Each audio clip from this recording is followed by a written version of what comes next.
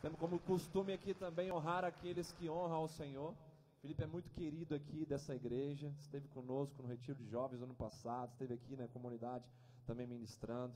Ele veio acompanhado da sua família linda, a Ju e a Helena, que estão aqui com ele nesse momento. É muito legal a gente poder ter essa comunhão com a família inteira do Felipe. Felipe está lá em Curitiba, é um missionário intercessor na casa de oração em Curitiba e tem abençoado essa nação, saindo a partir desse ano, né, para depositar aquilo que o Pai já tem depositado sobre a sua vida, compartilhar, na verdade, esses ricos depósitos que o Senhor tem dado ao Felipe. Amém? Estão também conosco aqui nessa noite alguns pastores. Pastor Marcelo, eu vejo aqui, seja bem-vindo. Pastor Dan, esposa, né? Pastor Felipe está conosco, o Everton, tem o Gui está lá atrás também, aleluia. O Johnny está por aí também, José Anchieta, o Johnny está aí. Aleluia, seja bem-vindo, meu amigo. Nós estamos muito felizes com esse tempo, com essa oportunidade. Felipe vai estar compartilhando a palavra. Por favor, não perca a sua atenção. Sei que o Pai tem algo muito poderoso para derramar sobre nós. Estenda a sua mão aqui para frente, vamos orar por ele. Deus, eu te agradeço junto com os meus irmãos, pela vida do Felipe, por ter trazido ele até aqui, Pai, em saúde, em segurança, juntamente com a sua família. Venho te pedir, Pai, mais uma vez, para que tu possas usar o teu servo, na liberdade do teu espírito, sobre o espírito de sabedoria e revelação que já está sobre a vida dele, e nós só te agradecemos por isso, que ele tem recebido da sua parte, e que tu possas, Pai, mais uma vez, ser entronizado, glorificado através desse homem do Senhor. Em teu nome, ó Cristo, que nós oramos agradecidos. Aleluia. Boa noite, irmãos, tudo bem? Quem está feliz aqui, levanta a mão, por gentileza. Eu estou muito feliz pela oportunidade de estar aqui com vocês. E antes de entrarmos naquilo que eu gostaria de propor para reflexão hoje à noite, gostaria de agradecer a todos vocês. Eu vim aqui ano passado e quando eu voltei para casa, para Curitiba, eu descobri que vir para o Espírito Santo é fácil, o difícil é sair dele. Por isso que eu demorei mais de um ano para voltar. E quando eu voltei, trouxe a esposa e a filha ainda. Eu falei, pastor, estou chegando com a família, tá? Tem lugar para pouso certinho, tem cama para elas, eu durmo no chão mesmo, tá tudo certo. Por quê? Porque quando eu voltei para Curitiba, eu fiquei uma semana em crise. Porque o pai falou muito comigo aqui através dos irmãos que se reúnem na Missão Serra. E E esse ano eu fui presenteado com algumas famílias que o pai deu a mim e deu à igreja de Curitiba também, Dan, uma grande casa sacerdotal que se reúne aqui no Espírito Santo, Felipe Barros e tantos outros irmãos que a gente tem tido o privilégio de compartilhar a vida aqui no estado do Espírito Santo. Melquisedeque, que está com a gente lá em Curitiba, um irmão muito precioso, e a gente tem percebido que o Espírito Santo é de Deus. É trocadilho, né? A galera sempre fala isso, mas é verdade, não é bajulação, não, é verdade mesmo. E assim, eu trouxe a esposa, para ela não vai deixar eu mentir, não vai dizer que, não vai deixar eu exagerar aqui em relação ao que o... Tudo bem, mano? Beleza? Saudade. Desculpa, muita gente legal aqui para cumprimentar. Depois eu faço isso com todo mundo, tá? Ela não vai deixar eu mentir. E quando eu cheguei em Curitiba, eu fiquei uma semana basicamente em crise, porque o pai usou muitas pessoas aqui para falar comigo. Pastor Wagner, pastor Davinci, outros irmãos, Felipe, Rafa. A casa do Igor, então, foi uma ministração de boca fechada, o café com a pastora Edivane, que maravilha, né? Enquanto ele tomava Nesquik com a Sara, nós no café. Cara, incrível. Deus falou muito ao meu coração, porque nos últimos 5 anos, eu tinha uma rotina de sala de oração e eu entendia naquele tempo que era como se eu tivesse algo que eu queria comunicar, mas eu não sabia como. Em relação a sair para fora, a começar a viajar. Aí eu vim para cá, e quando eu voltei para Curitiba, eu falei, Ju, cara, agora eu entendi, eu preciso sair. Isso foi em agosto do ano passado. Como assim, Felipe? Não, eu preciso sair. Só que em setembro, eu recebi uma palavra para ficar. Aí em outubro, eu recebi uma palavra para sair. Aí a minha mulher chegou para mim e falou, não é por nada, você é o sacerdote da casa, então se decida, é para sair, é para ficar, como é que funciona esse negócio aí? Eu preciso me submeter a alguma coisa, mas eu preciso saber o que eu vou me submeter, né? Aí esse ano eu cheguei à conclusão que é para sair e é para ficar. Ficou legal, né? Juntou tudo. Mas enfim, o meu envio está debaixo do presbitério local da igreja de Curitiba e é a partir da sala de oração. Então acredito que o que me fortalece, o que faz com que a proposta tenha alguma relevância é a nossa vida na sala de oração. E vocês viraram essa chave, porque em agosto desse ano, certinho um ano depois, as palavras começaram a se cumprir na minha vida. E eu tenho experimentado no segundo semestre desse ano alguns desdobramentos dessa chave que virou em agosto do ano passado aqui. O que vocês fizeram para que isso acontecesse? Vocês me amaram de uma forma que deixou eu bem constrangido. A galera do Sul, a galera do Sul, a gente é meio europeu, a gente é meio frio nos relacionamentos e tal. Não é que a gente não ama, a gente gosta de amar os irmãos. Mas eu cheguei aqui, vocês manifestaram um amor de um jeito na minha vida que acessou meu coração e permitiu entender algumas coisas que o Pai estava falando. Então, antes de qualquer coisa, eu gostaria muito de agradecer vocês. É muito bom poder estar na casa de amigos. É difícil quando der domingo à noite ter que voltar embora, dar tchau pro povo. Mas daí nós dá um jeito, chora, vê o que a gente faz. Mas enfim, vocês exerceram um papel muito significativo na minha vida, na vida da minha família. E eu gostaria de manifestar minha gratidão, primeiramente aos pastores dessa casa, pastor Igor, pastor Wagner, pastor Davinci. Muito obrigado por me receber mais uma vez, receber minha casa. E gostaria de agradecer a toda a igreja que está aqui reunida, os demais líderes que estão aqui, pastor Dan, o Gui. Pastor Gui, cadê? Ele tá por aí também, né? Ah, tá lá no fundo, lá. Jefinho, agora conheci pessoalmente, ó. A gente é amigo de Facebook, de WhatsApp já. Agora, eu vi de longe lá, é ele. Pastor Felipe e os demais pastores, líderes da igreja, de parte da igreja que se reúne no Espírito Santo. Muito obrigado, gente. Continuem amando, continuem sendo calorosos no relacionamento, continuem praticando a hospitalidade para com os que vêm de fora, porque eu sei, através da vida de vocês, o quanto isso significa. Então, muito obrigado. A dificuldade em estar alinhado com o ministério de louvor é que quando o louvor começa, Deus começa a falar com a gente. Aí tudo aquilo que a gente preparou, parece que Deus vem e organiza. Aquilo que eu achava que era organização, na verdade era uma bagunça. Então, assim, eu pretendia dar uma introdução, por entender que nós temos uma longa jornada até o encerramento dessa conferência. Mas eu vou falar a mesma coisa, só que num tom diferente. Se essa conferência acabar amanhã para alguns, não foi só uma introdução. Eu não sei o que vai ser da minha vida daqui 2 horas, você não sabe o que vai ser da tua vida daqui 2 horas. Eles podem proibir o cristianismo no Brasil agora, e pode ser essa a última mensagem. Pode acontecer um tsunami, pode acontecer mais um grito, mais um gemido da criação que nos afete, como tem afetado irmãos em toda a face da terra. E pode ser a nossa última ministração dessa conferência e pode ser que a gente não ouça o pregador de amanhã. Então, assim, todas as vezes em que eu vou para o aeroporto em Curitiba, eu falo para minha esposa, eu saio de casa para ministrar como se fosse o último dia da minha vida. E não faz diferença se é 10 pessoas, se é 15 mil pessoas. O nervosismo é o mesmo, eu estou nervoso, tá? Sendo bem sincero. Por quê? Porque eu estou falando e eu quero propor algo como se fosse a última vez da minha vida. E gostaria que vocês ouvissem como se fosse a última vez da vida de vocês, amém? Vamos lá para Efésios capítulo 5, por gentileza.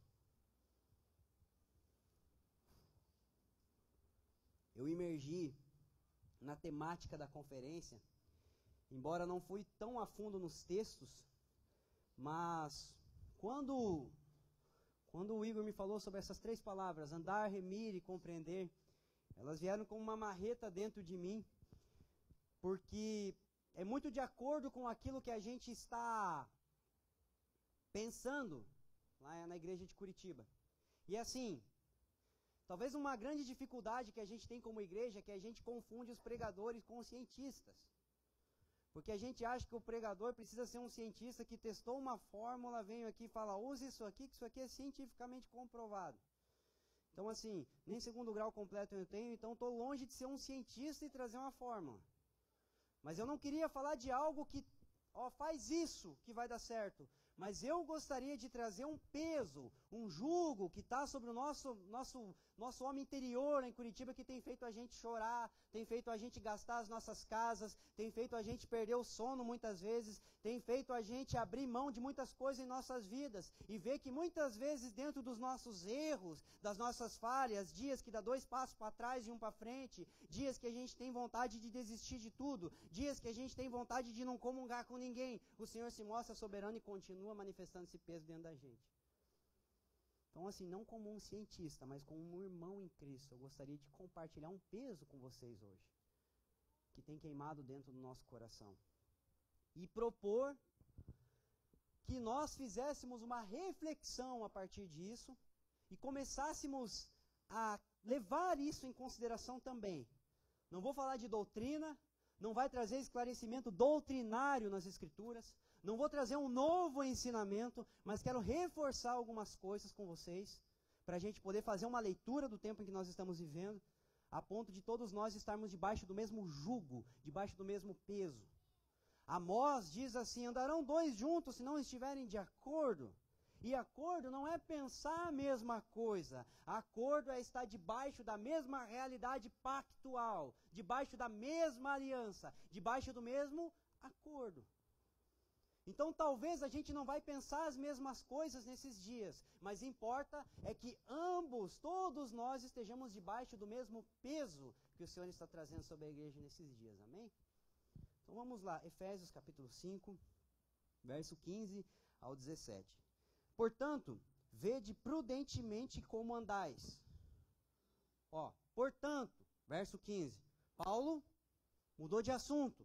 Portanto, vede prudentemente como andais, não como nécios, e sim como sábios, remindo o tempo, vírgula, porque os dias são maus, ok? Por esta razão,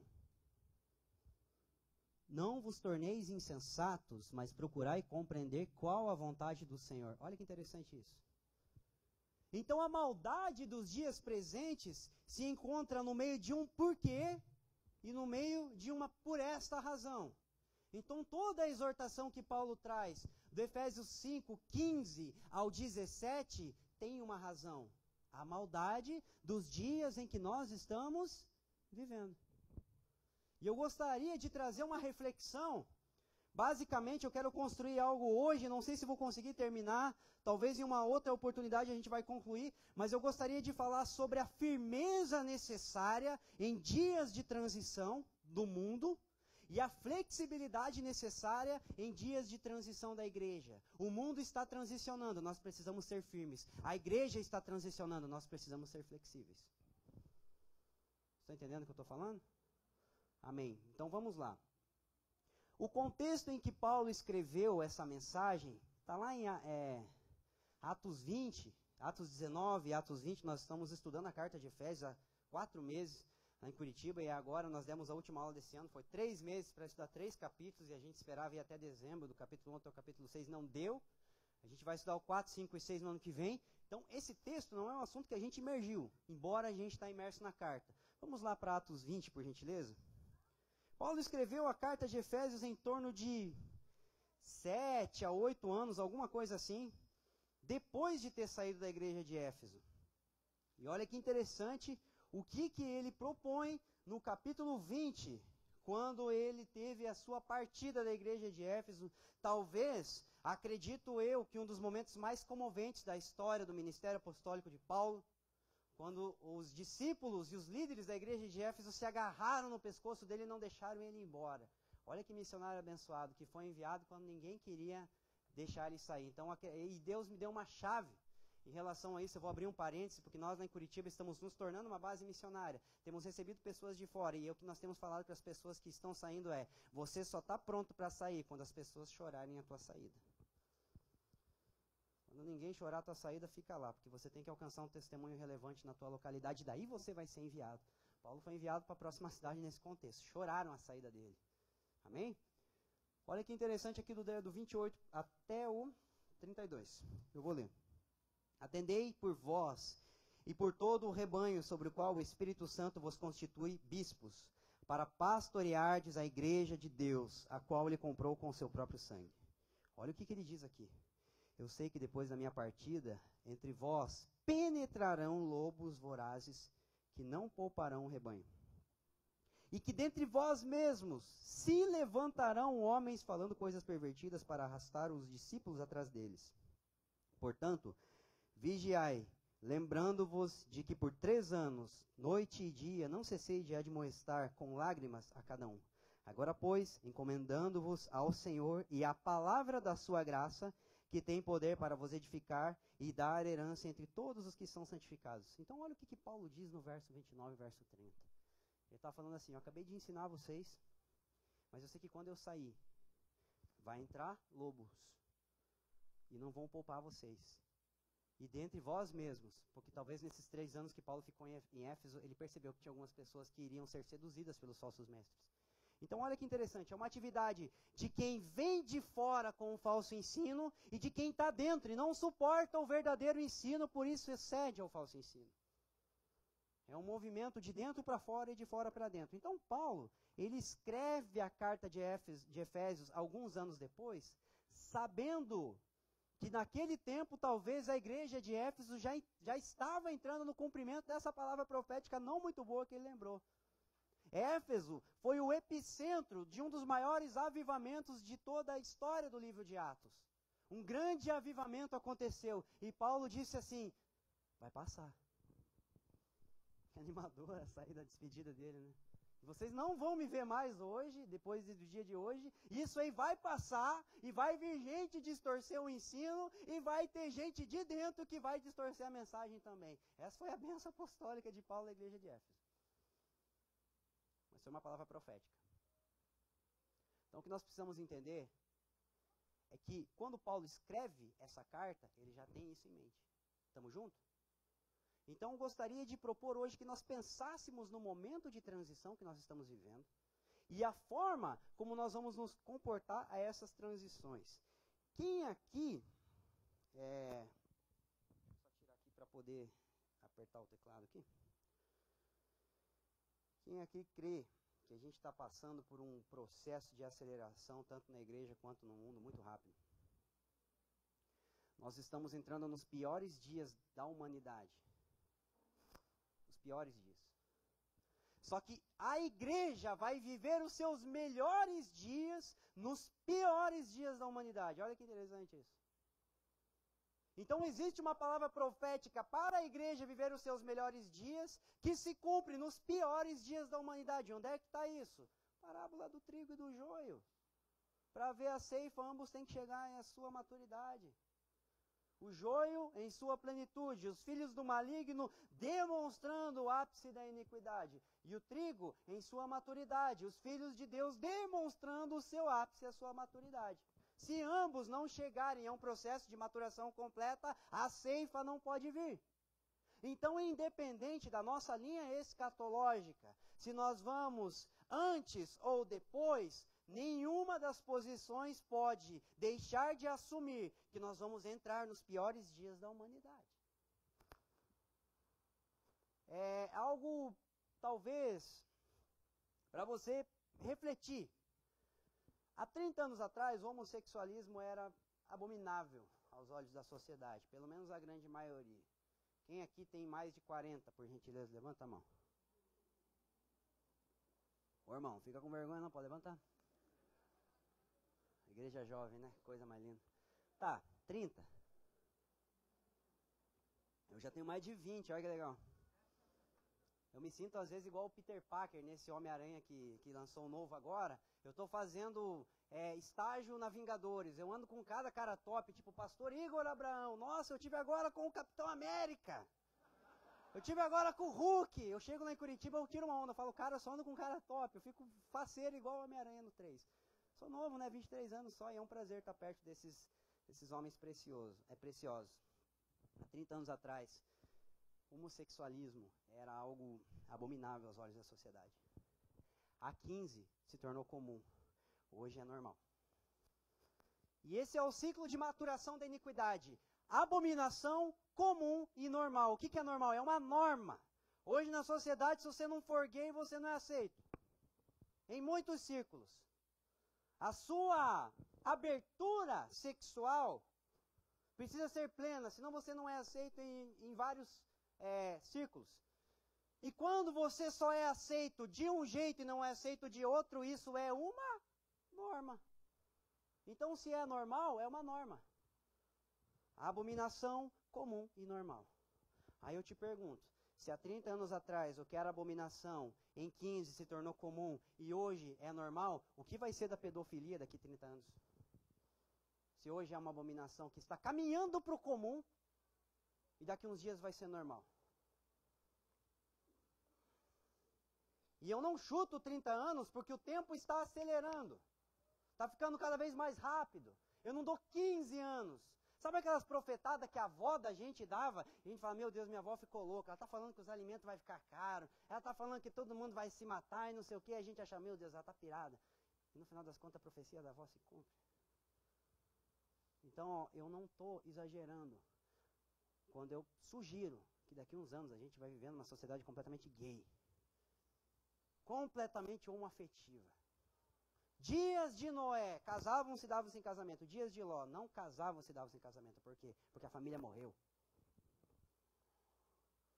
Não existia mais adultério no dia de Ló, porque para ter adultério tem que casar. E nos dias de Ló não se casa e não se dá em casamento. Nós estamos entrando nesses dias.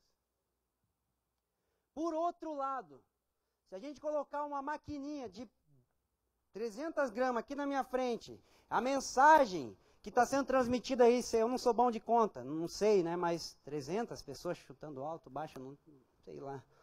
Se a gente colocar uma maquininha aqui e ligar lá no Facebook, alguma coisa assim, Wi-Fi, não entendo direito, vai ser transmitido para 1.000, 2.000, 3.000, 4.000, 5.000 pessoas, quem quiser ouvir.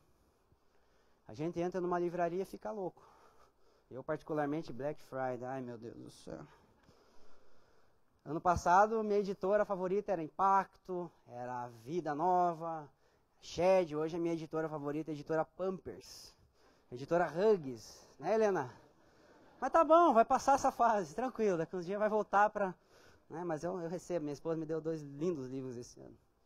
Comentário de Apocalipse de 1000 páginas, eu fiquei faceiro. Falei, nossa, todo mundo precisava ter uma esposa igual essa. Mas a questão é que você tem muito acesso a meios de comunicação. O cristianismo nunca se difundiu tão rápido em toda a terra. Conferência, meu Deus do céu, entra no teu Facebook. Ou se você não tem amigo crente no teu Facebook, entre no Facebook do teu pastor, porque pastor tem um monte de amigo crente no Facebook. Você vai ver banner de conferência de tudo quanto é tipo. Conferência sobre família? Tem. Conferência sobre andar, remir e compreender? Tem. Conferência sobre como se reunir como um só homem? Tem. Conferência como ser gente? Espero que tenha. Não é verdade, porque o chamado da igreja é ser gente, né? Voltar ao homem original. Não é ser leão, não é ser... Enfim. Tem um caminho aberto para o joio crescer. Tem um caminho aberto para o trigo crescer. E agora, pelo menos nesse princípio, eu gostaria de propor que nós olhássemos para o crescimento do joio e ver como nós devemos reagir. Amém? Vamos lá para Joel capítulo 3, por gentileza.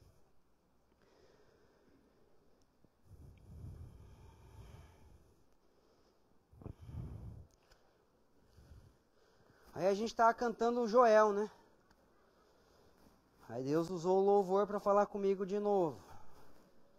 Pastor, obrigado por ter vindo de tão longe. A primeira coisa que o senhor fez foi catar aí um instrumento e ministrar adoração para que nós viéssemos adorar o Senhor junto. Poucas pessoas se dão a esse sacrifício. Às vezes a galera chega nos lugares e não, tem que descansar, eu só ministro amanhã porque na verdade eu estou cansado, minha voz está, né?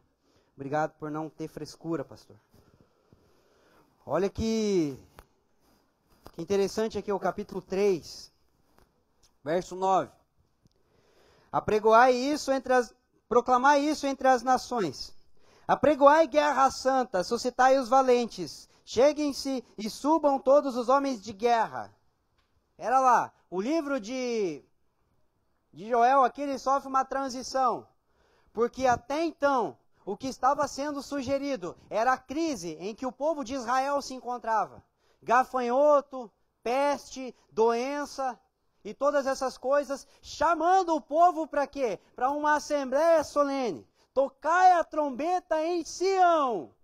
Só que aqui é como se a narrativa lá alcançasse uma abrangência maior. Apregoar isso entre as nações. A mensagem mudou. O cenário global começa a mudar, porque o que era uma crise interna se torna uma guerra santa, envolvendo várias nações, e não somente Jerusalém ou Sião.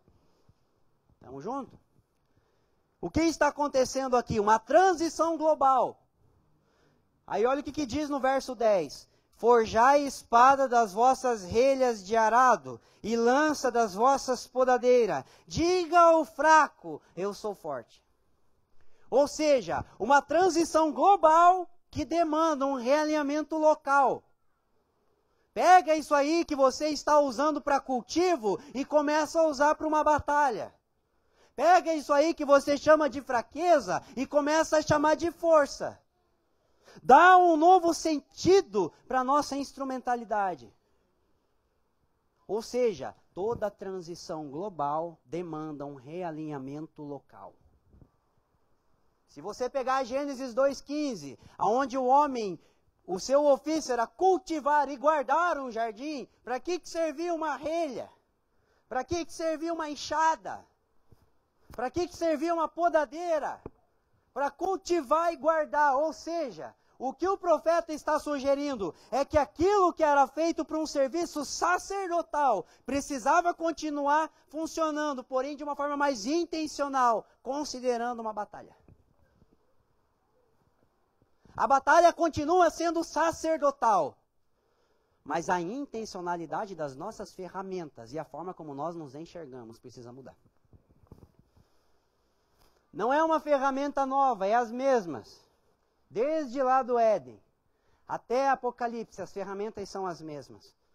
Só que a forma como o mundo vai transicionando define a forma como nós vamos usar essas ferramentas. Então aqui, o que era um bando de gente em crise econômica, crise financeira, crise política, crise sacerdotal, precisa começar a se ver como um exército. Quem aqui teve dificuldade financeira esse ano por causa da crise que o Brasil está vivendo? É só eu que tenho que arrumar uma grana até o dia 10, irmão. Para dar um jeito no meu aluguel, senão o seu barriga vai colar lá em casa. E não espera 14 meses, não. Bom se esperar assim. Todo mundo? Como diz meu pastor Fabiano lá em Curitiba, quem está precisando de dinheiro? Tutu. Só eu. Quem aqui percebe que os alimentos estão aumentando de preço? Todo mundo. A gente está em crise. A gente está passando por dificuldades. Mas a gente precisa começar a se ver como um exército. O fim dos tempos não dá lugar para coitadinho. O fim dos tempos não dá espaço para gente morna. Jesus termina a sua carta às 7 igrejas dizendo assim: gente morna me dá ânsia. Eu vou vomitar. Porque nos últimos dias, antes do Senhor voltar, ou você é de Deus, ou você é do capeta. De uma forma bem simples. Não vai haver espaço. Por isso que nós precisamos começar a pensar com mais intencionalidade. Nós estamos vivendo dias em que a gente está a 3, 4 cliques de cometer um adultério com os nossos olhos perante a internet, olhando pornografia. A gente entra no YouTube e descobre como fazer uma bomba. Eu lembro um dia que quando eu era do mundo, um amigo meu, tinha 15 anos, Felipe, descobri como é que faz uma bomba. Eu falei, como, cara? Estudou química? Não, entrei no YouTube. Quase falei, me manda o link. Só que na época eu era muito louco, não queria explodir ninguém, não queria me explodir de tanto me drogar. Está muito fácil as coisas. Tanto para o bem quanto para o mal. O problema é que a gente está vivendo dias em que o mal tem colocado os seus marcos. Escândalo do Banco Santander, estamos juntos? Escândalo lá do Museu de Arte Moderna. Legal? É isso aí? Todo mundo sabe? Se alguém não sabe, conta. Pergunta para quem sabe, que a gente vai se interagir tudo junto aqui. o mal tem colocado os seus marcos. E eu estou ansioso para ver os marcos que a igreja está colocando nesses dias. Eu não vi nenhuma postagem esse ano de um jovem dizendo assim: eu venci a pornografia, eu coloquei um marco de santidade na minha casa. Desculpa aqui eu colocar meu coração aqui na fala e gritar, tá? Eu não vi nenhum pai de família postar nas redes sociais uma matéria de como ele venceu o mamon no seu lar. De como ele aprendeu a amar sua esposa como Cristo ama a igreja. Cadê os marcos do trigo?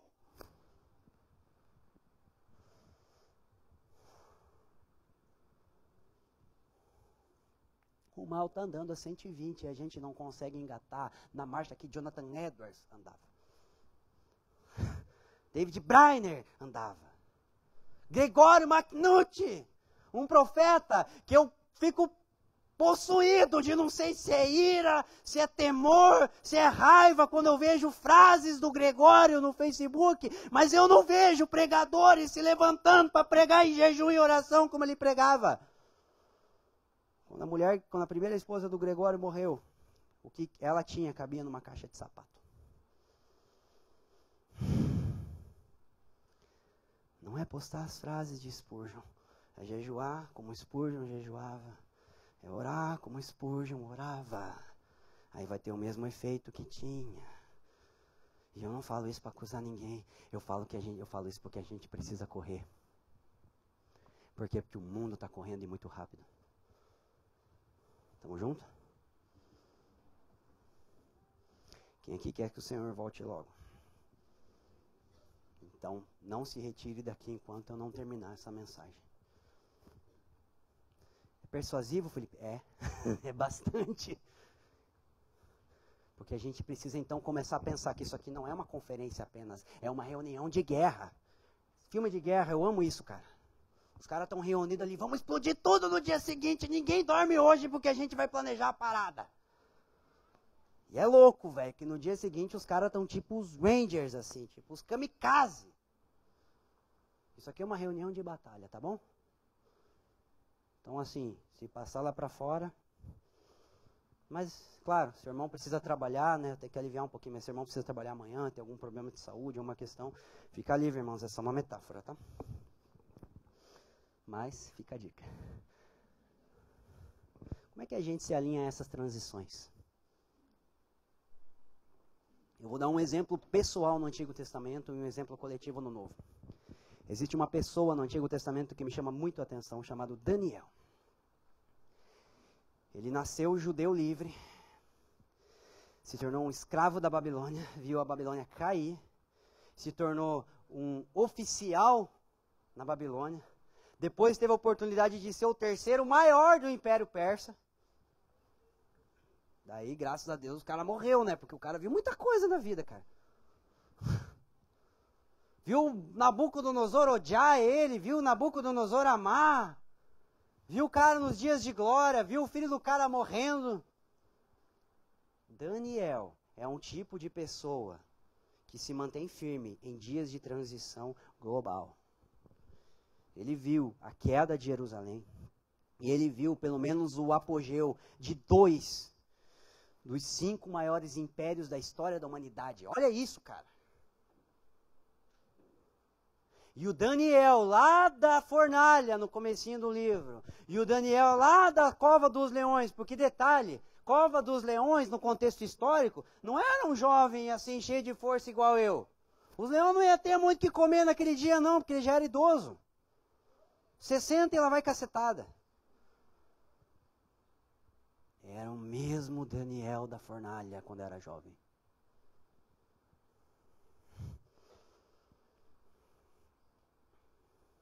Um homem que não se corrompe com o tempo. Detalhe, o diabo não tem pressa. O diabo sabe usar o tempo a favor. Já ouviu falar em um homem chamado Jimi Hendrix? Movimento Woodstock. Começou a liberar uma onda de imoralidade lá. Depois os filhos desse movimento, rock dos anos 80, 90, Eu curtia muito rock and roll no mundão, cara. E como aprendi a fazer coisa errada ouvindo e prestando atenção nas letras que eu tava cantando. Aí os filhos dos caras do rock, é a geração hoje. Começaram a cantar, liberar uma canção aqui. Aí daqui a pouco o Axl Rose postava um clipe, o vocalista do Guns N' Roses postava um clipe beijando outro homem. Nossa, que escândalo! Aí a sociedade chocava. Aí esses dias eu escandalizei, que eu estava uns par de anos sem assistir televisão. Não é porque eu virei testemunha de Jeová, não, irmão, que não dava tempo de assistir mesmo. Aí esses dias eu entrei, tava passando umas novelas, daqui a pouco eu falei, o quê? Já tá tendo beijo gay, cara? Assim, novela, assim, os caras, tipo, comercial da Sorriso, da pasta, comercial da pasta de dente, irmão.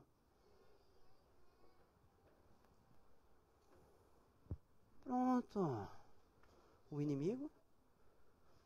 Daniel, pelo menos 80 anos ali. E ele é um cara que permanece firme. A gente precisa começar a pensar como que a gente consegue não ser abalado em dias em que o mundo está transicionando.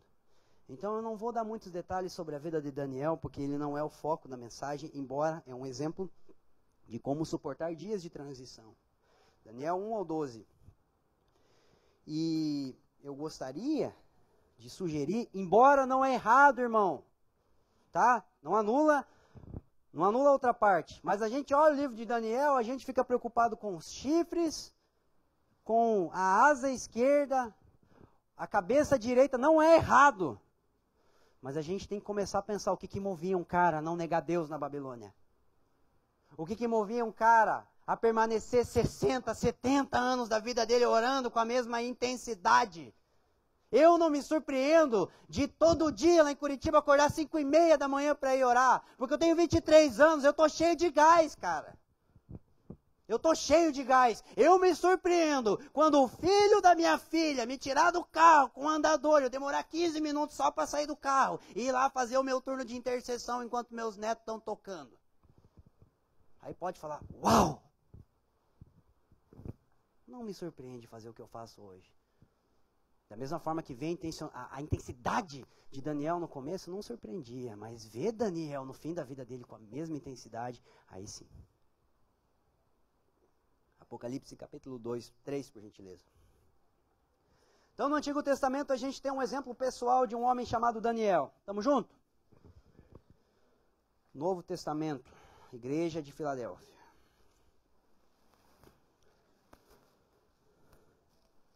Eu vou ler aqui, ó. Verso 8. 7. Não, 8. Conheço as tuas obras, eis que tenho posto diante de ti uma porta aberta, a qual ninguém pode fechar, e que tens pouca força. Lembra que eu disse lá, diga o fraco, eu sou forte? Faz sentido. Entretanto, guardastes a minha palavra, e não negastes o meu nome. Eis que fareis que alguns dos que são da sinagoga de Satanás, desses que a si mesmos se declaram judeus e não são, mas mente. Opa! O movimento judaizante do primeiro século era o berço de muitos dos falsos mestres que pregavam uma doutrina legalista, sugerindo a circuncisão como meio para a salvação. Lobos que não poupavam o rebanho, da sinagoga de Satanás. E Paulo estava falando o que lá em Atos 20? Falsos mestres.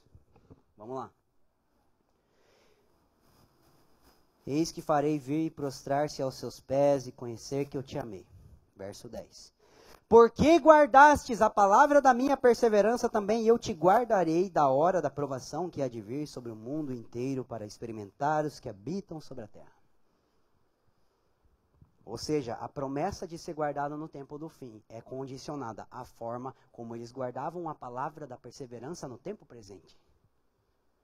Não era incondicional. Porque você vive de qualquer jeito. Eu sou misericordioso e te amo demais. E dei meu filho e eu vou te guardar no tempo do fim. Não é isso que está escrito. Porque você está de braços cruzados esperando meu filho voltar. Eu vou ter dó de você e vou te proteger do anticristo, senão você vai aguentar. Não é isso que está escrito, mas está escrito assim: porque você guardastes a palavra da minha perseverança, eu vou te guardar da perseguição que há de vir sobre todo o mundo. Agora, é interessante alguns contextos sobre a igreja de Filadélfia, que eu estava lendo esses dias, e eu achei muito interessante. A cidade de Filadélfia, ela foi construída sobre um solo vulcânico. E ali perto da região haviam muitos vulcões, que eles estavam em constante atividade vulcânica, eles estavam ativos naquele tempo.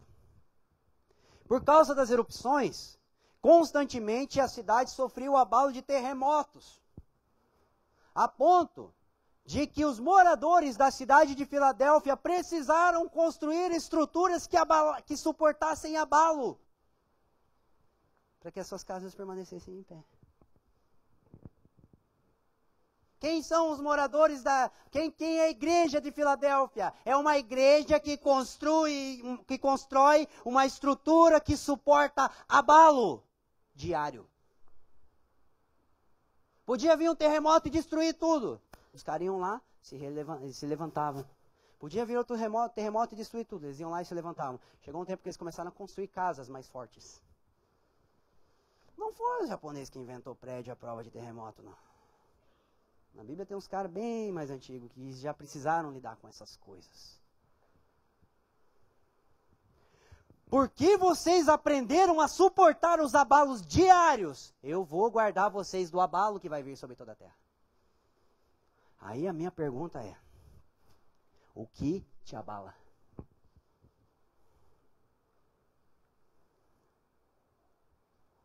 Vou fazer uma reflexão. Facebook abala a tua vida de oração, a tua vida de oração abala o Facebook. O Burger King, o MC Donald, abala a tua vida de jejum, ou a tua vida de jejum abala o MC Donald e o Burger King.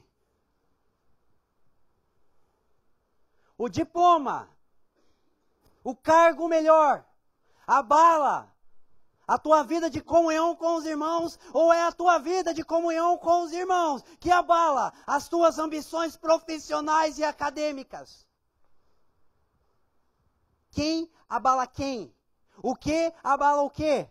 Define quem vai ser abalado no tempo do fim.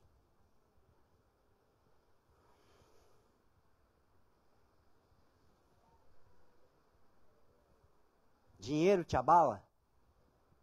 Aliás, na nossa condição, né? Não ter dinheiro te abala. Vamos ser realistas, né, irmãos? Mas em alguns casos, muitos vão ser, como José, como Esther, vai ser posto rainha, né? Salomão, né? Daí a gente vai falar com esses caras aí para ver se o dinheiro abala. Mas no nosso caso, não ter dinheiro nos abala? O dia 9 sem grana e o aluguel vence dia 10, te abala? Se te abala, irmão, imagina quando a gente vê o demônio encarnado em uma pessoa chamado Anti. Não vai dar para nós. Quando você pega um lutador de UFC ou um comandante de um exército que foi para guerra no Oriente Médio ou participou de alguma missão difícil, você pode dar um tapa na cara do cara que não dói. Parece que você quase quebra a mão. Pei, nossa, bati numa parede, por quê? Porque ele fica levando tapa na cara do treinador todo dia. Para quando levar um soco do seu adversário, ele não cai.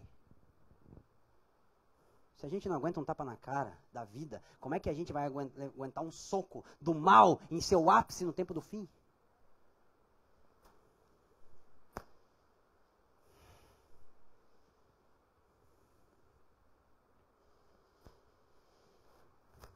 Agora vamos lá.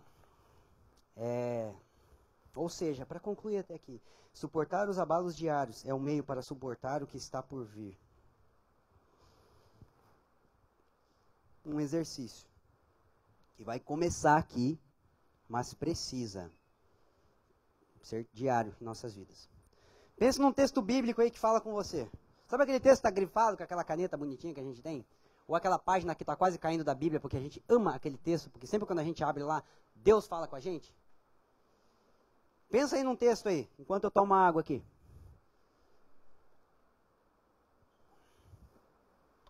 Pensou? Tamo junto? Beleza. Quantas horas de sono esse texto já te tirou? Quantos planos esse texto já afetou? Quantas chances de ter um carro ele já afetou? Um carro melhor. Quantas chances de ter uma casa melhor ele já afetou? Quantos relacionamentos não abençoados por Deus ele já desfez? A resposta disso mostra o quanto nós temos encarnado disso. Nós estamos entrando em um tempo onde não tem mais a ver com o quanto de domínio nós temos do texto bíblico, mas o quanto de domínio o texto bíblico tem da gente. Não tem a ver quanto eu domino isso aqui com a minha eloquência e a minha intelectualidade. Tem a ver o quanto isso aqui domina a minha vida.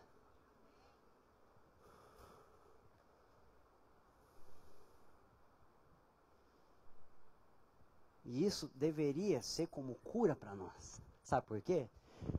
Porque várias vezes eu já me senti assim. E várias vezes eu vejo pessoas se sentindo assim. Eu nunca vou ministrar a Bíblia igual aquele cara. Eu nunca vou tocar igual o pastor Paulo. Cara, ministrar com tanta intensidade e ao mesmo tempo centralidade igual o pastor Igor. Meu, não tá para mim, pô. Não vou conseguir. Não tem nada para mim de útil nisso. Aí a gente entra numa crise, porque a gente não consegue entender o que às vezes algumas pessoas falam, quando na verdade o segredo não é isso, embora é muito legal tudo isso. O segredo é a outra parte. O quanto isso me possui. O quanto eu me apego a um texto bíblico que fala comigo. O quanto eu me apego a uma verdade que Jesus comunica na minha vida. Quem aqui anseia por um crescimento em sua jornada ministerial e vocacional? Vamos aprender com a Marvel um pouquinho? Eu amo aquela parte do filme do Homem-Aranha 3, que o Peter Parker faz uma besteira, aí o Homem de Ferro vem e fala para ele assim, me dá um uniforme aqui. Passa para cá. Mas eu não sou nada sem ele, então se você não é nada sem ele, você não é digno dele. Se o melhor das nossas vidas é feito com violão e com microfone, ou quando o pastor nos dá uma oportunidade, as pessoas têm que correr de nós e não nos seguir. Tanto que eu trouxe a minha mulher e minha esposa aqui para vocês verem que o melhor lá de casa é as duas. Elas são mais bonitas, né? Fala, olha que legal aquela foto ali. Não, é verdade, é verdade. Lá em casa, a parte legal é a Ju. Deus cria o homem em Gênesis 1:26. Bom. Deus cria a mulher em Gênesis 2. Muito bom. Não é verdade? Deus está na Bíblia, cara. Sozinho é bom, junto é muito bom. Juntos. Hã? Vamos lá. Estou achando encaixe para tudo aqui agora nas palavras. Agora vamos lá. Mateus 24, por gentileza.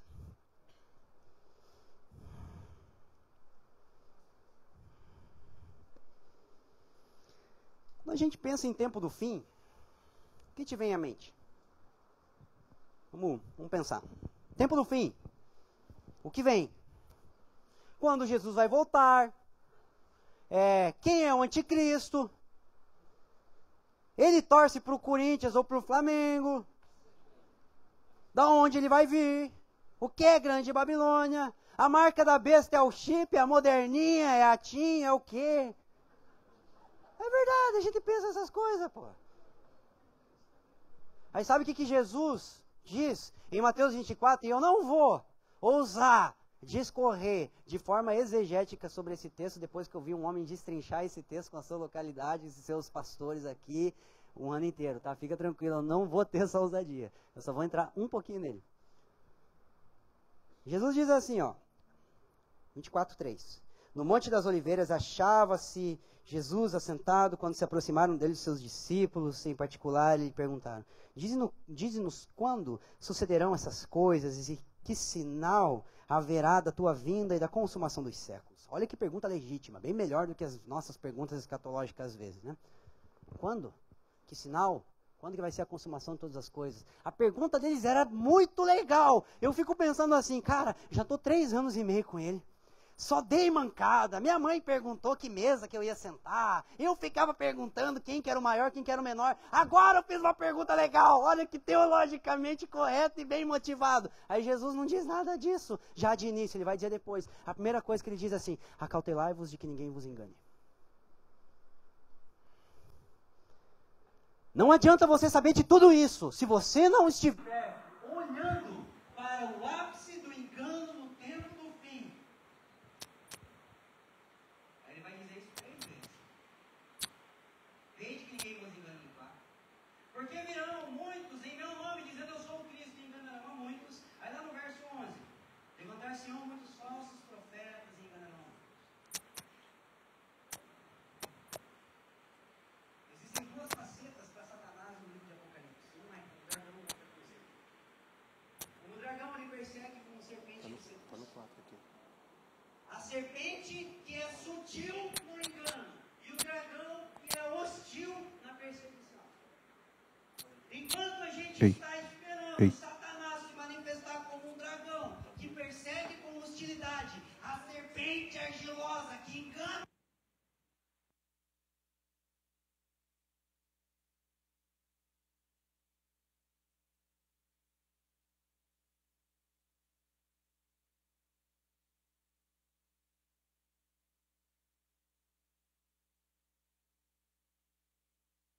Verso 1 e 2 diz que muitos apostatarão da fé por seguir espíritos enganadores.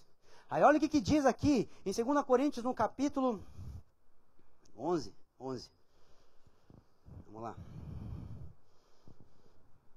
Esse texto para mim foi uma chave e eu gostaria de compartilhá-la com vocês.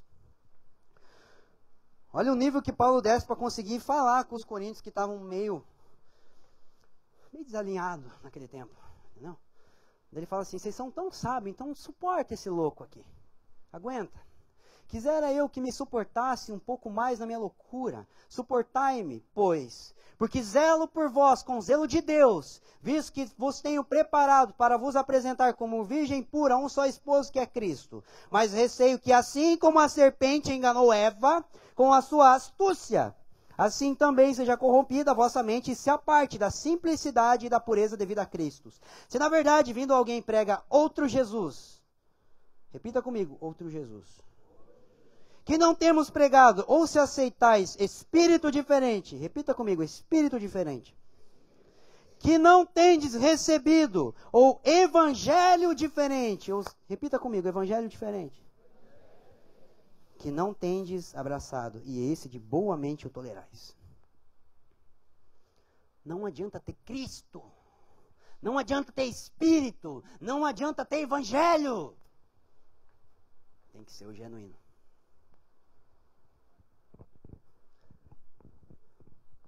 Olha a proposta da serpente para Eva. Você quer ser igual a Jesus? Você quer ser igual a Deus? Me diga o que tem de mal nessa proposta.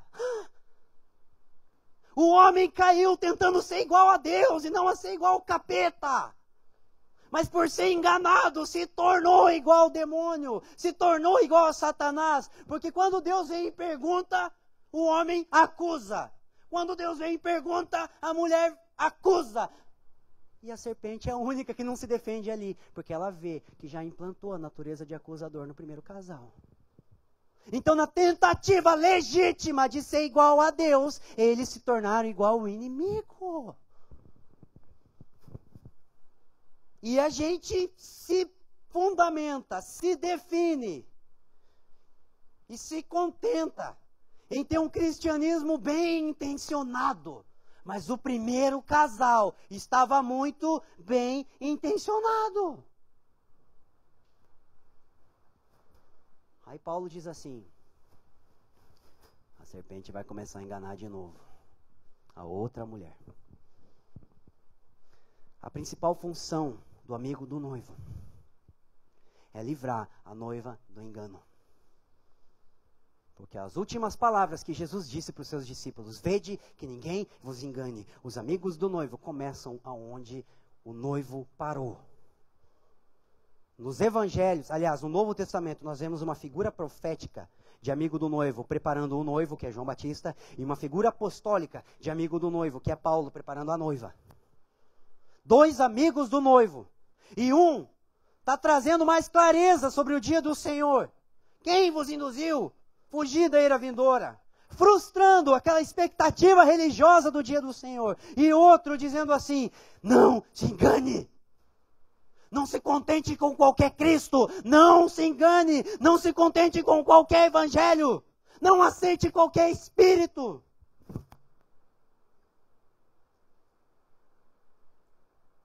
E agora deixa eu te falar uma coisa.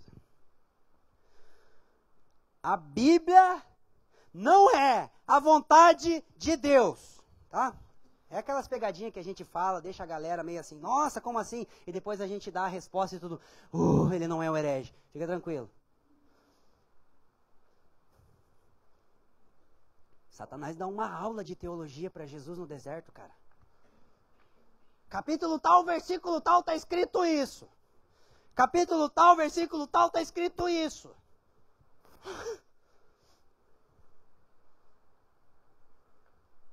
Ou seja, isso aqui por si só não é a vontade de Deus, porque Satanás falou da palavra.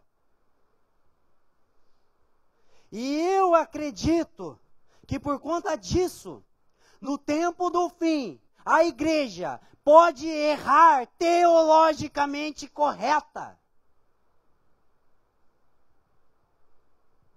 Porque o que é a vontade de Deus é a palavra inspirada pelo Espírito de Deus. Você está falando algo teologicamente correto, mas não condiz com a verdade do Espírito do meu Pai. Porque não só de pão vive o homem. Porque eu não vou tentar meu Pai e porque eu só vou prestar culto a Ele. Isso é verdade. Isso é a vontade do meu Pai. Não é nada dessa besteira teologicamente correta que você acabou de falar. Ou seja, não é só conhecimento bíblico. E é bom a gente pensar nisso, porque nós estamos vivendo dias em que nós estamos passando por uma tempestade de revelação da palavra. Cara, como tem mensagem boa no tal do YouTube. Ouvir sobre família. Você coloca pregação sobre família. Vai ter lá um monte de gente legal, cara. Vamos ouvir sobre finanças, vai ter lá também. Sobre escatologia vai ter. Livraria tem vida cristã, escatologia, ética, doutrina, tal, teologia. É lindo. A gente está sendo abençoado com uma tempestade de revelação no tempo do fim. O problema não é a revelação. O problema é se a gente achar que isso é um fim em si mesmo. Se nós começarmos a pensar que a revelação que nós estamos recebendo é um fim em si mesmo, aí que está o problema. Porque toda visão celestial precisa nos instigar a desejar acessar a realidade espiritual. Porque uma coisa é você ter uma visão celestial. Qual foi a visão celestial que Paulo teve? Ele viu Jesus no caminho de Damasco. Qual foi a realidade espiritual que ele provou? Gastar sua vida em prol daquilo que ele viu. Muitos têm recebido visão celestial, mas nem todos têm entrado em realidade espiritual. Aquilo que a gente vê com os nossos olhos precisa se tornar um fundamento para os nossos pés. Eu estou doido para falar um monte de coisa. Só que tem coisa que eu não posso falar ainda, porque a verdade você precisa ser autorizado a falar ela. E tem coisa que eu só entendo e eu não vivo, eu não posso falar. Porque senão você é uma vergonha, minha vida não vai condizer com aquilo que eu falo. Tanto que eu comecei a me esforçar mais para jejuar, porque eu acredito que essa é uma ferramenta para a igreja. Aí quando eu perder essa pancinha que eu ganhei no casamento, eu vou começar a falar de jejum. Até lá eu estou me esforçando, tá, gente? Visão celestial precisa produzir em nós um anseio por acessar a realidade espiritual. Porque o conceito de sabedoria nas Escrituras não é o quanto a gente sabe da verdade, mas é o quanto a verdade sabe de nós. Não é o quanto a gente possui razão, mas é o quanto a verdade nos possui.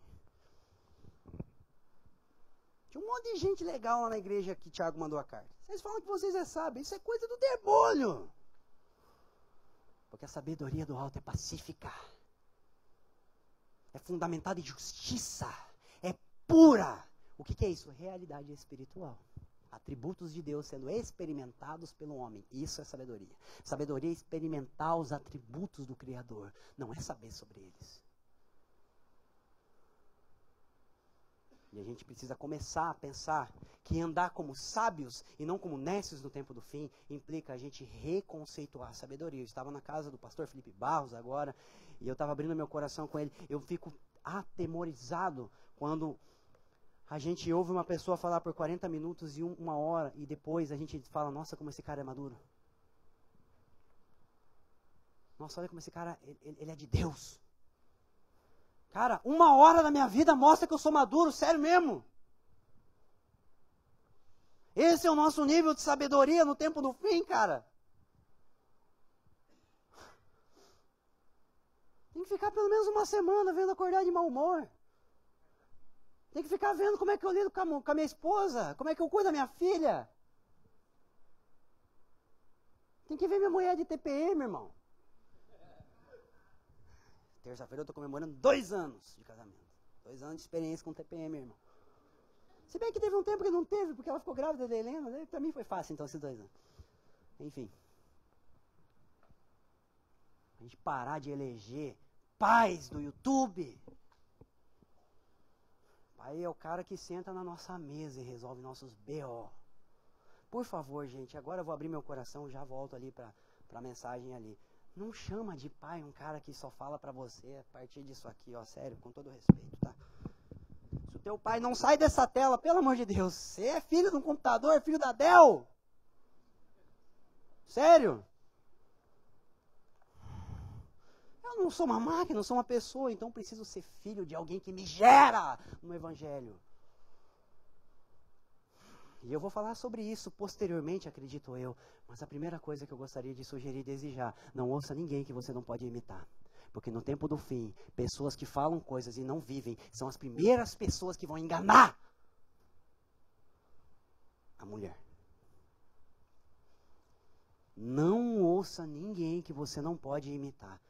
E eu sei que o canhão vai virar para mim, vai virar para Leandro, Jorge Missional.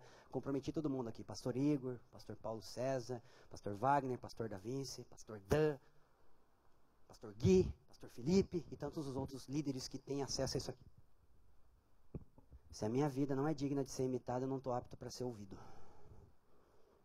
Aí eu trouxe minha família aqui, para vocês verem pelo menos um pouquinho. Para quê? Para ver se dá crédito à mensagem.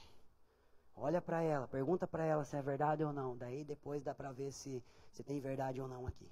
Não ouça ninguém que você não pode imitar no tempo do fim. Porque muitas pessoas vão trazer verdades teologicamente corretas, mas não vão poder ser imitados na prática. Tamo junto? Vou falar de mais um pouquinho aqui. Agora algumas coisas mais simplificadas para a gente trazer então uma orientação pastoral em cima disso. Como na prática? Legal, precursor. O que faremos, pois, então? Vamos tentar, né? Vamos tentar não só trazer a reflexão, mas tentar trazer, não a solução, não a fórmula, mas a sugestão de algumas coisas. O engano vai afetar as áreas mais simples da vida da igreja no tempo do fim. Lucas capítulo 14, por gentileza. Não sai daqui achando que tem que saber tudo de Bíblia, irmão. Não sai daqui achando que tem que ter visão espiritual para ver se tem demônio na pessoa que você está ouvindo ou não. Não, tudo bem que precisa de todas essas coisas. Buscar com zelo os melhores dons. Mas não é esse o ponto. Olha o que diz no capítulo 14, verso 15. Ora, ouvindo tais palavras, um dos que estavam com ele à mesa lhe disse: bem-aventurado aquele que comer pão no reino de Deus. Ele, porém, respondeu: certo homem deu uma grande ceia e convidou a muitos. À hora da ceia enviou seu servo para avisar os convidados: vinde, porque tudo já está preparado.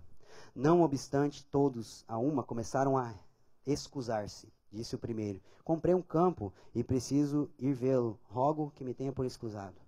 Outro disse: comprei 5 juntas de boi e eu vou experimentá-las. Rogo que me tenha por excusado. E outro disse: casei-me e por isso não posso ir. Irmão, vamos ser sinceros. Na época de Jesus tinha gente ruim? Tinha, né? Cara, mataram ele, pô. O governador lá no tempo de João Batista tinha caso com a mulher do irmão, cara. É uma maracutaia igual é hoje. Aí olha que interessante o que Jesus diz nessa parábola. Ele não está dizendo assim, ele foi lá e convidou o cara falou assim, vou roubar um banco hoje à noite, eu não posso ir. Cara, eu vou para um prostíbulo hoje à noite, não dá. Vou usar droga a noite inteira, não tem como. Não. Comprei um campo. Comprei 5 juntas de boi. Me casei. O que tem de mal em trabalhar? O que tem de mal em plantar e colher? O que tem de mal em se casar? Aí eu me recordo do que a gente acabou de dizer amém para que o pastor Paulo liberou. As juntas de boi coopera ou compete? O casamento coopera ou compete? Está cooperando ou está competindo? Nesse momento, as coisas mais legítimas da vida estavam competindo e não cooperando. E isso se tornou um problema. O problema é quando o desejo de ser igual a Deus compete com a obediência a Deus. E foi aí que a mulher caiu. O problema é quando transformou uma pedra em pão. E Jesus já fez milagre bem maior. Não fez sair uma moeda da boca de um peixe? Não tinha problema transformar uma pedrinha num pão. Tinha, quando compete com a vontade do Senhor. Então assim, não é nas grandes coisas, é nas pequenas.